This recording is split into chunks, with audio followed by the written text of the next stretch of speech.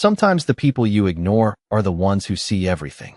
The chandelier light shimmered softly across polished marble floors as Daniel Whitmore sat at the center table, his $4,000 suit perfectly pressed, his attention fixed on the contract in front of him. Numbers, signatures, control, everything exactly where he wanted it. Across from him, investors nodded, glasses clinked, quiet laughter filled the room, and to everyone there, it was just another high-level dinner in Manhattan, predictable, controlled, untouchable, except for one detail no one noticed: a reflection in the glass behind him, faint, shifting, out of place. Emily Carter noticed it the moment she stepped onto the floor, tray balanced in one hand, her movements calm, practiced, invisible, just another waitress in a black uniform, blending into the background like she always did. But her eyes didn't stay on the tables. They moved, scanning exits, corners, reflections, patterns. She paused for half a second longer than necessary near Daniel's table, just enough to confirm what her instincts were already telling her. Something was wrong. Not loud, not obvious, just a quiet misalignment. A man seated too still, a gaze that wasn't focused on food or conversation, a subtle angle toward the glass, like he was watching something through it instead of at it. Emily stepped closer, her voice low, controlled. "Sir, I need you to." But Daniel didn't look up. Not yet. To him, she was background noise. A server interrupting a million-dollar conversation. He lifted his hand. Slightly, dismissive, still reading, still in control, still unaware. Emily's grip tightened on the tray, not out of fear, but calculation. Seconds mattered now. She glanced once more at the reflection, the alignment, the timing, and then she made a decision. Not careful, not polite, just immediate. She reached forward and grabbed the edge of the table, her voice cutting through the room. Sharp, undeniable. "Duck." Now. The word landed before anyone could react, and in the next instant, something shattered behind Daniel. A sharp burst of sound as glass fractured outward, the air shifting, conversations collapsing into silence. Daniel felt the force of Emily pulling him down just as his chair scraped against the floor, his heart slamming once, hard, confused, the world tilting sideways. When everything stopped, when the noise settled into stunned quiet, he looked up, not at the broken glass, not at the people frozen around him, but at her, the waitress he hadn't even noticed minutes ago, now standing between him and whatever had just happened. Her breathing steady, her eyes already moving, scanning, calculating. Like this wasn't chaos to her, just another pattern unfolding. "How did you know?" he asked, his voice lower than before, stripped of certainty. But Emily didn't answer, not immediately. She stepped back, just one step, her expression calm again, almost distant, like she had already moved past the moment everyone else was still trying to understand. And somewhere beyond the restaurant windows, across the street where the city lights blurred into reflections, someone stood still, watching, waiting, and Emily's gaze shifted in that direction for just a fraction of a second before she turned away, as if she had just confirmed something only she could see. The room did not return to normal. Not really. The conversations tried to restart, voices lowered, nervous laughter forced its way back into the air, but something had shifted, something invisible yet undeniable. Daniel Whitmore felt it first in the silence between words, in the way people glanced at him differently now, not with admiration, but with quiet uncertainty. He adjusted his jacket slowly, regaining his posture, regaining control, at least on the surface, but his eyes kept returning to her, Emily Carter, who had already resumed her role as if nothing extraordinary had happened, picking up a glass, straightening a chair, her movements smooth, composed, almost detached from the moment she had just created. It did not make sense, not to him, not to a man who built his entire life on understanding cause and effect, risk and response. "You," he said, his voice cutting through the low hum of the room. And this time she did not ignore him. She turned, calm, attentive, professional. "Yes, sir," she replied, as if he had just asked for more water. Daniel stood, not fully, just enough to close the distance between them, his presence still commanding. But now there was something else beneath it, something unfamiliar. "You pulled me down before that happened," he said, each word measured. "You did not hesitate." Emily met his gaze without flinching, her expression neutral. But her eyes, they were not the eyes of someone surprised by what had just occurred. It felt safer that way. She said simply, no drama, no explanation, just a statement that sounded almost too small for what had just unfolded. Daniel studied her, searching for a crack, a sign of uncertainty, anything that would make her fit back into the category he had assigned her minutes ago. But he found nothing, only stillness, controlled, intentional stillness, safer. He repeated, quieter now, as if testing the word itself. Across the room, a manager approached, speaking quickly about replacing the glass, about ensuring everything was under control, about how incidents like this were rare.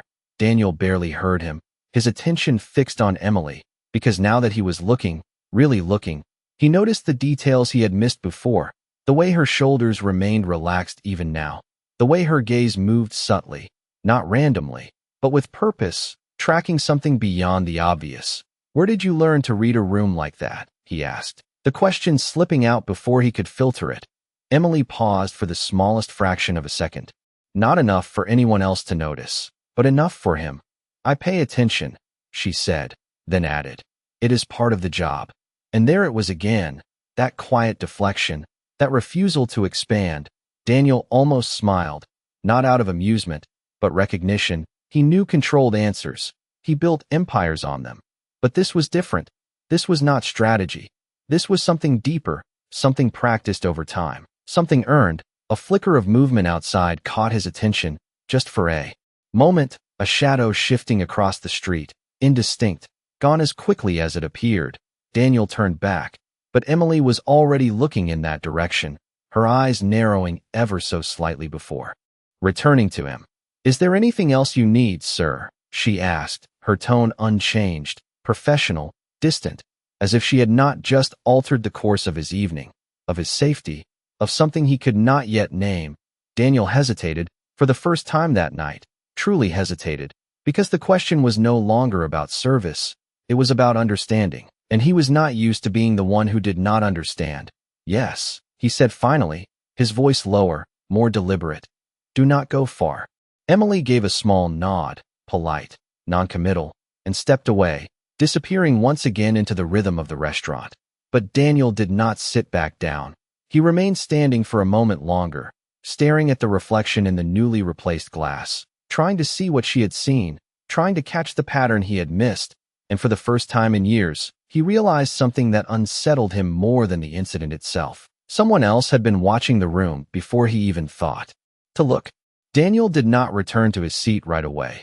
Instead, he stepped slightly away from the table, just enough to shift his perspective, just enough to see the room the way Emily had been seeing it, not as a place of comfort and control, but as a series of angles, reflections, and blind spots. His eyes moved across the polished surfaces, the mirrored panels, the soft glow of the city lights filtering through the glass. Everything looked the same, elegant, predictable, safe, and yet it clearly had not been. He exhaled slowly, steadying himself, then turned toward the manager who was still speaking in careful, rehearsed reassurances about safety protocols and immediate repairs. Daniel raised a hand, stopping him mid-sentence. I want the footage, he said, calm but firm, the kind of tone that did not invite negotiation. The manager blinked, caught off guard. Sir, I am not sure we can release that without. You can? Daniel replied, not raising his voice, but somehow making it final. The manager nodded quickly and stepped away, already pulling out his phone. Daniel's attention shifted again, instinctively now, toward the entrance, the exits, the street beyond the glass, and then back to her. Emily was moving between tables again, but now that he was watching, truly watching, the pattern was undeniable. She was not just serving, she was mapping. Every few seconds her gaze returned to the same points, the same reflections, the same lines of sight, like she was tracking something invisible to everyone else. Daniel felt a quiet realization settle in. This was not instinct alone. This was training, refined, deliberate. He walked toward her, slower this time, less certain of his own ground. She noticed him before he spoke. Of course she did. Her eyes met his halfway, already aware. You are still here, she said softly, not surprised, not impressed, just stating a fact. Daniel stopped a few feet away, close enough to speak without drawing attention. "So are you," he replied, a faint edge of something new in his voice, something that was not authority, not quite curiosity either, but something in between. Emily tilted her head slightly, as if considering whether to answer at all, then returned to wiping down the edge of a table. "It is my shift," she said, simple, controlled. Daniel watched her for a moment, then leaned in just enough for his next words to stay between them. "That was not luck," he said, and this time it was not a question. Emily's hand paused for a fraction of a second before continuing. "No," she said quietly. Daniel felt that answer more than he heard it, the confirmation settling something deeper in him. "Then what was it?" he asked. Not pressing, not demanding, just asking, a rare thing for him. Emily finally looked at him fully, her expression unreadable, but her eyes sharper now, more present, pattern recognition. She said, each word precise. "People reveal more than they think. You just have to know where to look."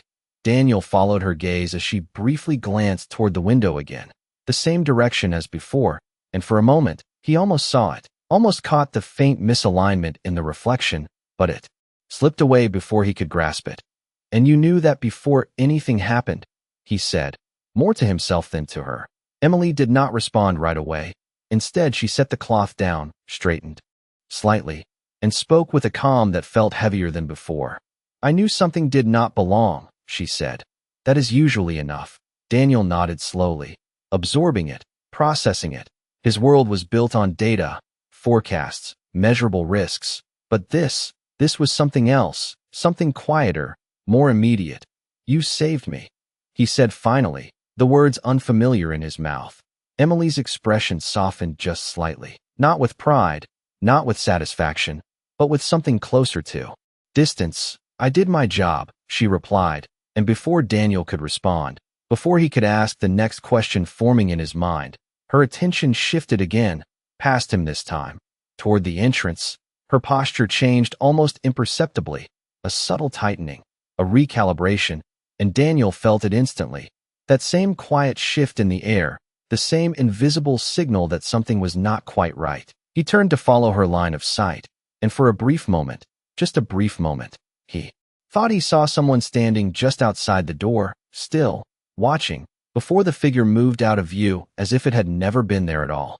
Daniel did not move right away, his eyes fixed on the doorway where the figure had been just a second ago.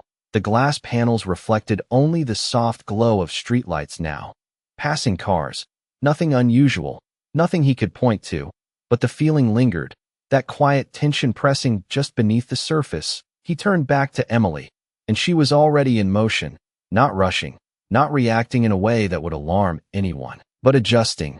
Her path through the room shifted, subtle, deliberate, like she was placing herself between something unseen and the rest of the restaurant. Daniel followed a step behind, not out of authority this time, but instinct. "You saw that too," he said under his breath. Emily did not answer immediately. Her gaze swept the entrance again, then the windows, then the reflections along the wall.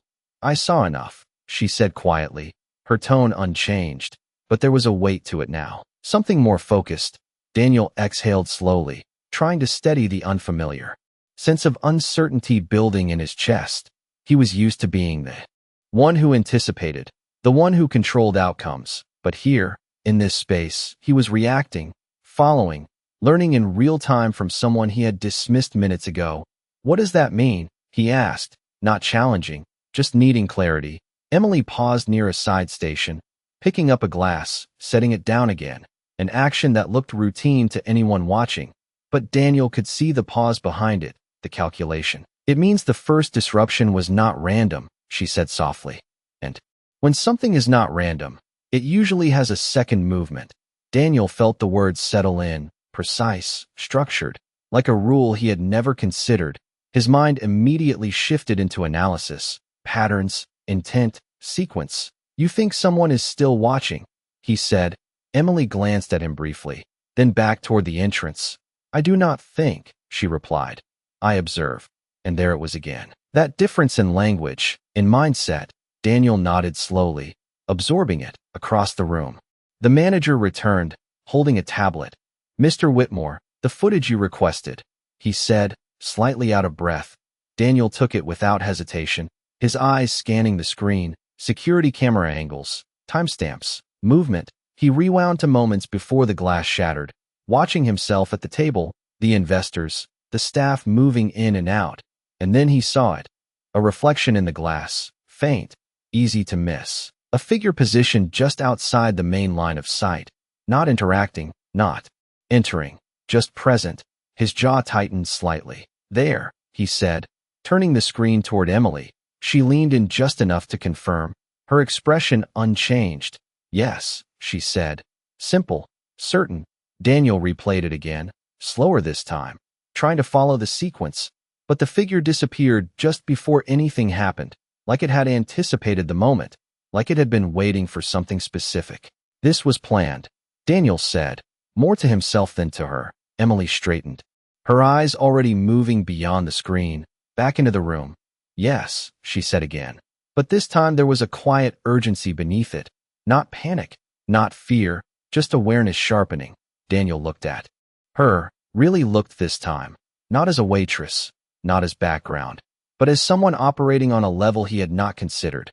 Then what happens next? He asked, and for the first time, Emily did not deflect.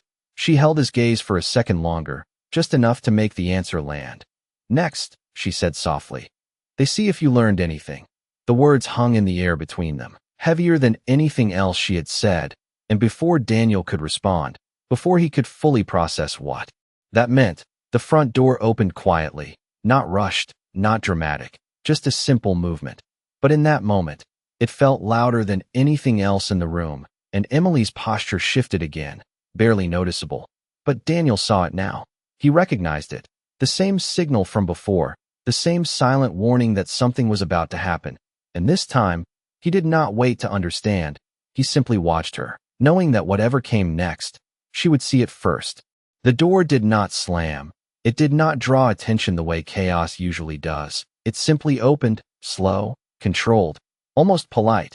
And that was exactly what made Emily's eyes sharpen, because nothing about tonight had been accidental. Not the reflection, not the timing, not the silence that followed. Everything had been measured, and now this. Another piece placed carefully on the board.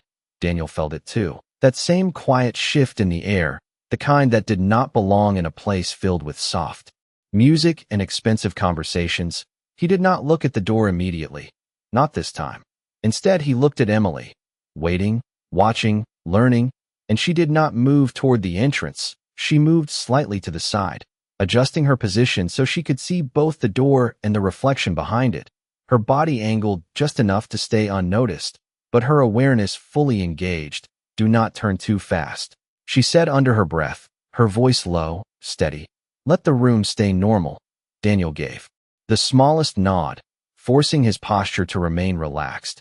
Even as his focus narrowed, he picked up the tablet again, pretending to review the footage, but his attention was elsewhere now, tracking movement through peripheral vision. Measuring distance, timing. What are we looking for? He asked quietly. Emily did not answer right away, her gaze fixed, patient. Mismatch, she said finally. Something that does not follow the rhythm. Daniel understood that language now, at least more than he had before. He let his eyes move slowly, not searching, just observing. The way she did, the way he was learning to do. The servers continued their routes. The guests returned to their conversations. Glasses lifted, laughter resumed. Everything looked exactly as it should, except for one detail. A man near the entrance who did not fully step inside. His posture paused, just for a second longer than necessary, as if he was deciding whether to belong. Daniel felt the shift immediately, subtle but real. He did not react. He did not even look directly, but he knew Emily saw it too, because her hand stilled for the briefest moment before continuing. There, he whispered, barely moving his lips. Emily's eyes flicked once, confirming, then returned to neutral. Yes, she said, just as quiet. Daniel's pulse slowed instead of rising, something in him adjusting, aligning with her calm rather than his usual control. What does he want? He asked. Emily's expression did not change, but her voice carried a different weight now, something more certain. Not attention, she said. Observation. Daniel processed that instantly. Then he is not finished, he said, And this time it was not a question. Emily glanced at him, briefly, and for the first time, there was the faintest hint of approval in her eyes. "Now you are seeing it," she said softly.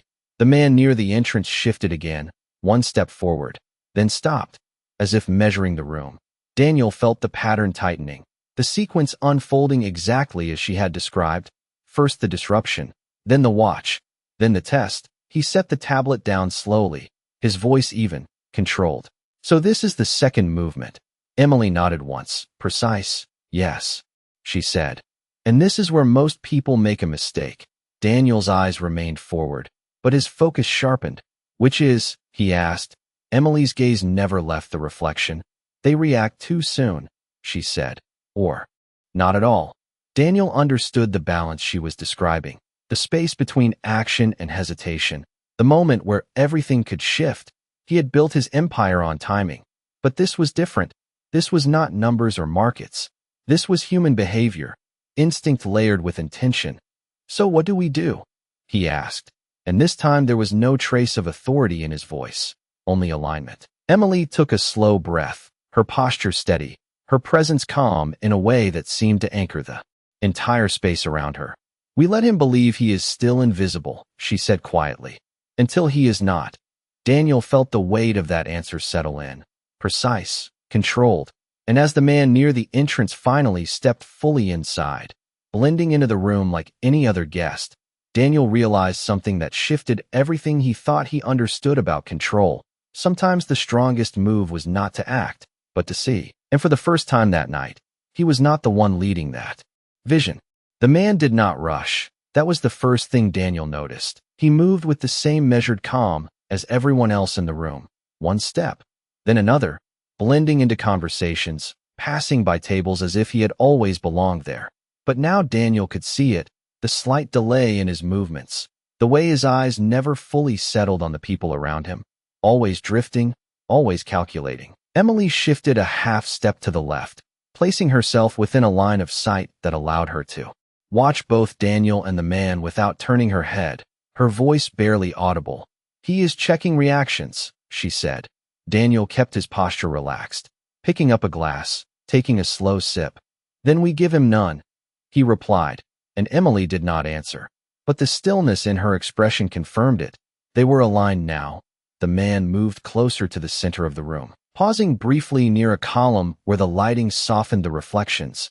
Daniel followed the pattern, not with his eyes directly, but through the mirrored surfaces, the same way she had shown him.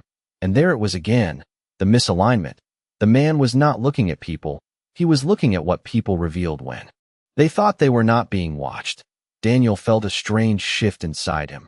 Not fear, not even tension, but awareness sharpening into something precise, something controlled. "He is not looking for an opportunity," Daniel said quietly. "He is looking for a mistake." Emily's gaze flicked toward him for a fraction of a second, and this time the approval was clearer. "Yes," she said. "And most people give him one without realizing it." The man reached a table near the center, resting his hand lightly on the back of a chair, casual, almost absent-minded, but he did not sit. He waited, just long enough to observe the reactions around him, the subtle shifts, the glances, the discomfort that lingered from earlier. Daniel forced himself to remain still, no sudden movements, no visible focus, just another guest in an expensive suit finishing his drink. But inside, everything was different. Every second felt measured, intentional. The room no longer a place of comfort, but a system of signals. Emily adjusted a plate on a nearby table, her movements fluid, natural, but Daniel could see the timing behind them. She was positioning herself, controlling angles, reducing blind spots, without anyone noticing. "He is closing distance," Daniel murmured. Emily nodded slightly. "Yes," she said.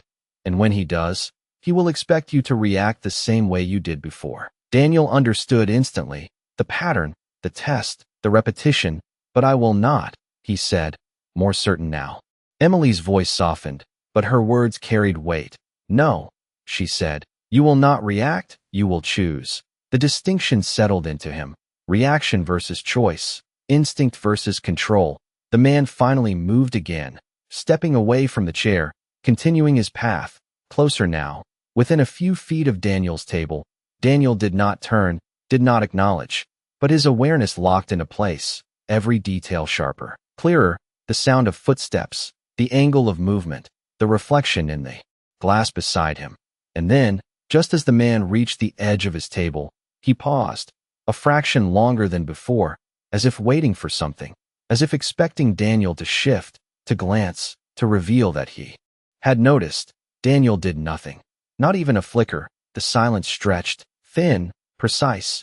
And in that moment, something changed. The man's posture adjusted, almost imperceptibly. A recalibration. Emily saw it instantly, her voice barely a breath. "Now," she said, not as a command, but as recognition. Daniel did not move yet, but he felt it. The shift in control, subtle but real. The test was no longer one-sided, and for the first time that night, the man was no longer the only one observing. Daniel let the silence hold for 1 second longer than felt comfortable. Then another, not out of hesitation, but intention. He placed his glass down slowly, the soft sound against the table deliberate, controlled, a signal not of alarm, but of presence. The man beside him shifted almost immediately, not stepping back, not reacting in any obvious way, but Daniel saw it now, the smallest adjustment in posture, the kind that only happened when someone realized they were no longer the only one observing. Emily moved at the same time, not toward them, but around, circling slightly to create a new angle, her presence still invisible to everyone else, but now forming a quiet perimeter. Daniel turned his head just enough to acknowledge the man, without fully facing him. A calculated movement, neither confrontational nor dismissive, just enough to say, "I see you." The man met his gaze for the briefest moment, and in that instant, everything became clear, not identity, not motive, but intention.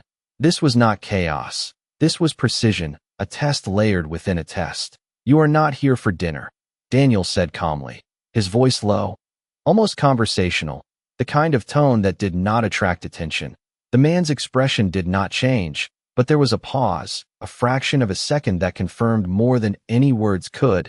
Emily's eyes tracked the exchange through the reflection, her posture steady, ready, but not intervening. Daniel continued, not pushing, not escalating, just placing pieces on the table. "You watched from outside," he said. "Then you came in to see if I would react the same way again." The man's gaze sharpened slightly, not in anger, but in recognition. Daniel felt it. The shift, the moment where the balance tilted, just enough, and I did not. Daniel added, quieter now. The man exhaled slowly, a controlled breath, then gave the smallest nod, almost imperceptible, but unmistakable. Emily saw it. Her fingers relaxed slightly against the edge of the table she had been holding, not a release of tension, but a confirmation. The pattern had completed. "Good," the man said finally, his voice calm, measured, as if they were discussing something far less significant than what had just unfolded. Daniel did not respond immediately. He held the moment, letting the silence carry the weight of understanding. "You are different than expected," the man continued, his tone neutral, analytical. Daniel's eyes did not leave his. "No," he said, "I am learning." And that was the truth, not a strategy, not a performance, but a realization forming in real time. The man studied him for another second, then stepped back, just slightly, breaking the proximity, without breaking the connection. "Then you might survive what comes next," he said, and there was no threat in the words, only observation. Emily's gaze shifted sharply at that, the first real change in her composure, subtle but there. Daniel caught it, felt it, something deeper beneath the surface. "What comes next?" Daniel asked, but the man did not answer. Instead, he glanced briefly toward the entrance, then back at Daniel, as if confirming something only he could see. "Pay attention to her," he said quietly, his eyes flicking, just once, toward Emily's reflection. "She already knows more than you do." Daniel felt that land, not as an insult, but as truth. He turned slightly, just enough to see Emily directly this time, not through glass, not through reflection, but as she was, standing calm, composed, aware, and when he looked back, the man was already stepping away, blending back into the room, into the rhythm of conversations and movement, disappearing not with speed, but with Precision, like he had never been there at all. Daniel remained still for a moment longer, the words echoing quietly in his mind. Not a warning, not exactly, but something close, something unfinished, and as he turned fully toward Emily, one thought settled in with absolute clarity. This was not over. It had only just begun. Daniel did not chase the man. He did not call security. He did not raise his voice. Instead, he stood still, letting the absence settle where the presence had been, because now he understood something he had not understood before. Not every threat announces itself, and not every answer comes from force. He turned toward Emily fully this time. No distance, no hierarchy, just clarity. "You knew," he said, not accusing, not questioning, just stating what had become obvious. Emily did not deny it. She did not confirm it either. She simply picked up a glass from the table beside her, aligning it with quiet precision, her movements steady, grounded. "I recognized the pattern," she said softly. Daniel studied her, the calm in her voice, the lack of urgency, as if everything that had just happened fit into something larger she had already accepted. "He said you know more than I do," Daniel continued. And this time there was something new in his tone, not authority, not even curiosity, but respect forming, slowly, deliberately. Emily paused, just for a moment, then looked at him, directly, fully, no reflection, no distance. "Knowing is not the same as controlling," she said, and the words landed deeper than anything else she had said that night. Daniel let that settle, his mind shifting, recalibrating. "Then what is this?" he asked, gesturing slightly to the room, to the broken pattern, to the invisible sequence they had just stepped through. Emily's gaze moved past him, toward the entrance, then the windows, then back to him. "It is a message," she said quietly. Daniel felt his chest tighten, not from fear, but from understanding beginning to form. "From who?" he asked. Emily shook her head slightly. "That part is not important yet," she said. "What matters is that they wanted to see how you respond when control is taken away." Daniel exhaled slowly, absorbing it. His entire world built on control, predictability, influence, and tonight, all of that had been tested. Without warning, without permission, and I passed, he said, not with pride, but with measured awareness. Emily tilted her head slightly, considering. "You adapted," she corrected. "That is different." Daniel almost smiled, not because it was amusing, but because it was true. Adaptation, not dominance, not force, something quieter, more precise. "So what now?" he asked, and for the first time, there was no expectation behind the question, only alignment. Emily stepped back slightly, her posture returning to that effortless balance between presence and invisibility. "Now you decide if you want to see the rest," she said. Daniel frowned slightly. "The rest of what?" he asked. Emily's eyes held his for a second longer, just enough to make the answer matter. "The pattern," she said. "Simple. Final." Daniel glanced toward the door, where the man had disappeared, then back at her, something shifting inside him, a realization forming that this night was not an isolated event, but the beginning of something larger, something structured, something intentional. "And if I do not?" he asked. Emily's expression softened, not with judgment, but with quiet understanding. "Then everything goes back to normal," she said. "You go back to your world, your meetings, your numbers, your control." Daniel looked around the restaurant, the polished surfaces, the carefully constructed reality he had always operated within, and for the first time, it felt incomplete, like he was seeing only a fraction of something much larger. "And if I do?" he asked. Emily did not answer right away. Instead, she reached into the pocket of her apron, pulling out a small folded receipt, placing it gently on the edge of the table in front of him, her movements calm, deliberate. "Then you stop reacting," she said softly, "and you start seeing."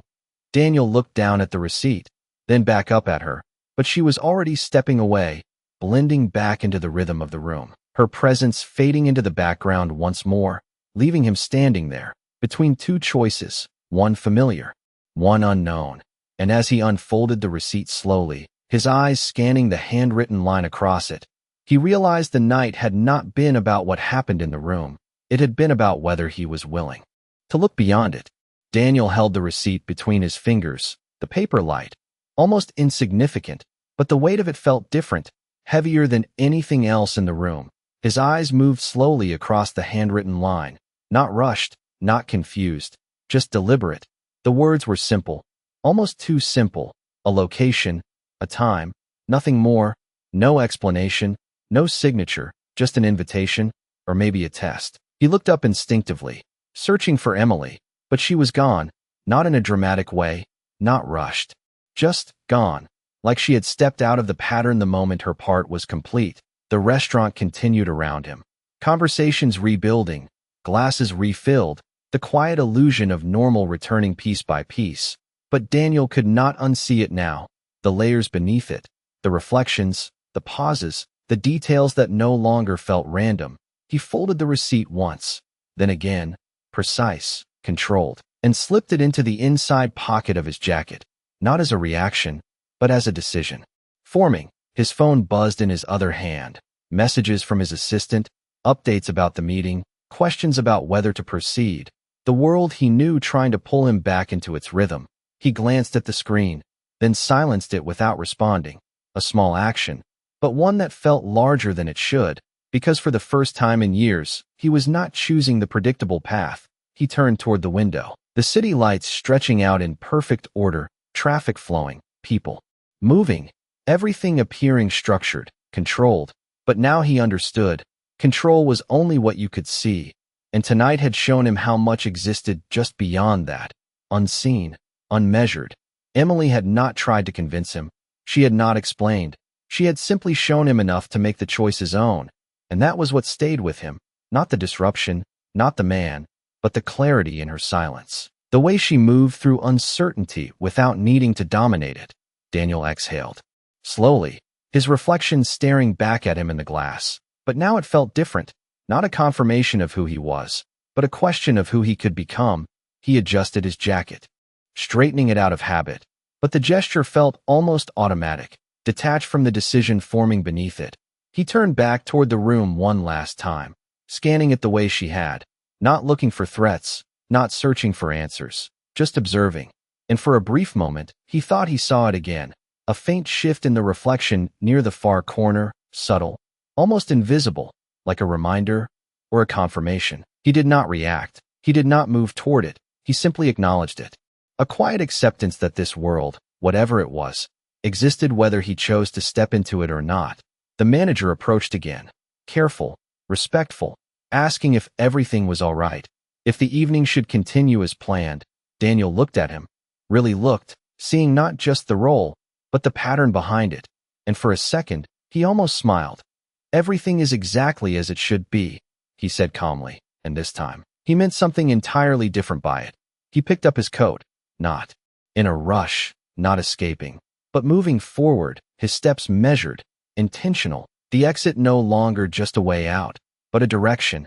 And as he reached the door, his hand resting briefly on the handle, he paused, not out of hesitation, but awareness, because he knew this was the moment, the point where one path ended and another began. He glanced back once more, not at the people, not at the room, but at the reflections, the patterns, the unseen lines that connected everything he had just experienced. And then he stepped outside, into the night air, the city louder now, more alive, more real, and somewhere beyond the lights, beyond the streets he had walked 1,000 times without question, there was something waiting, not chasing, not forcing, just waiting. And for the first time, Daniel Whitmore was not certain where he was going, only that he had chosen to find out.